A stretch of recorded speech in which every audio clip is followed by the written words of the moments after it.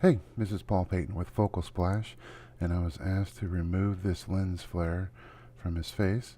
But first, let's go ahead and check if what Lightroom says about the white balance here. Lightroom likes a yellow-white balance. I'm gonna bring it back just a little bit, and boosted the reds quite a bit here because all the greens. Drag that back just a little bit, and then I'm gonna hit Auto and brighten it up. Notice it brightened everything up. And we wanted to brighten the subjects up, but this guy looked really nice dark. So I'm going to grab the radial gradient here and just drag it right over top of them, darken them back up. Alright, don't really want to do that, but we'll show you what to do there in a second. And let's throw some color in this guy. I like it to be bluer. That's going to amaze them. And a little bit darker, and not so much. We'll put a vignette on it in a little bit, and that'll do that. So what I'm going to do is get the brush and come down to erase, grab my Wacom pen, and painting it off of them. Lightroom is pretty forgiving with the auto mask. Just paint that darkness right off of them. Now I can come in and turn the auto mask off and just stay away from the edges, just to make sure that there's no oddness masked inside here. We can hit O and look to see that indeed around some of the edges there's some darkness, but his glasses can be a little darker. Alright, and around the edges, auto mask didn't pick it up. That's okay. Sometimes around the edges is alright, as long as we're not getting a halo effect around them. It makes it obvious that we did something. Alright, now let's just zoom in here and look at this. So let's just look at the overall one more time. I'm going to put a vignette on it when we get back from Photoshop. So Command E will open Photoshop with those edits that we made. So this is what I'm going to do. I'm going to hit Z and drag over sideways, and that zooms in. We're going to use a curves adjustment layer.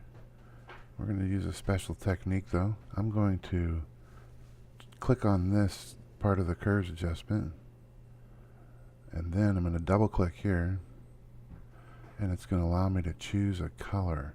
Let's choose this, his skin tone. He's got peachy skin tone there, and then hit OK and hit no. Right, then choose the brightest part of his face here, like that. Right, and then click on the layer mask, hitting Control I to invert it. We just took it away. Now if we use the brush tool and we paint white on the layer mask, we should be putting this color onto this area. Now we can adjust the opacity of it too. Let's see what happens here. Alright, I'm going to use a lower opacity and flow. So I'm going to press 5 to lower the opacity to 50%, and Shift 5 lowers the flow.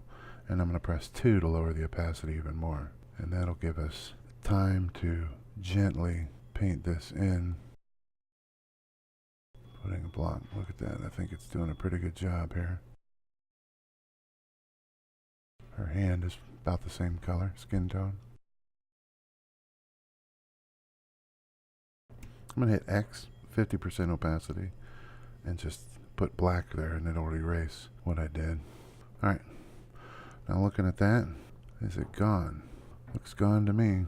Alright, Z, we're going to work on his eye here. I'm going to make a curves adjustment layer here, and just bring this down a little bit. We can always change that. Press Control I to invert the layer, and just going to paint the white right here at about 40% opacity, and darken his eye here. It's kind of neat how the sun's beaming through his glasses. I'm thinking 100% opacity, darken that eye, pretty good. Go to the curves adjustment here, lower it a little bit. Yeah, I'm liking that. Add a little contrast there.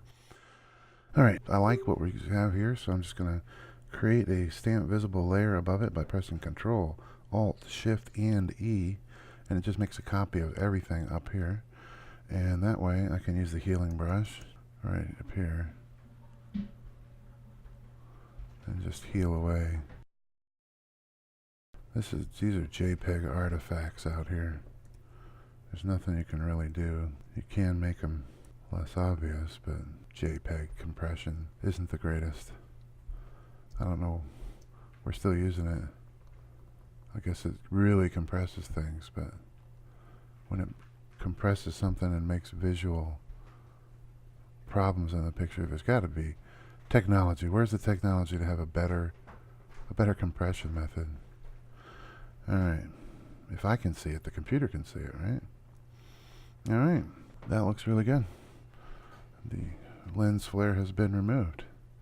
Alright, so we're just going to close on this and save. And bam, we're back into Lightroom with the lens flare removed. And now I'm going to add the final touches. Go ahead and put a vignette on here. So darken that background up. Midpoint down so that we can darken more of the background instead of, having it look like a vignette. And then feather that.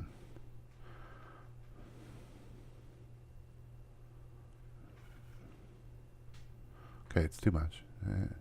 Back it off a little bit. Alright, and then just add a little bit of dehaze. Add a little contrast to them. Choosing the basic panel. Let's bump the exposure up just a little more. Highlights down just a little more. Just tweaking it. Looking at the histogram, let's give the whites just a bit more bump. Oh, a little too much. I like that. To me, that's looking pretty good. This is pretty dark over here. It shouldn't be that dark. Even, the vignette's causing that. But we can counteract that by giving a little brightness to a radial gradient. Just to keep the picture balanced. Almost a whole stop brighter. Okay. So, what else do I think the picture needs? I think it needs to be exported. Alright. If you have any questions, if you like the video, go ahead and hit like. You can subscribe to the channel. I do all kinds of videos. This was just a real quick example of how to get rid of a lens flare in Lightroom and Photoshop. Have a good day.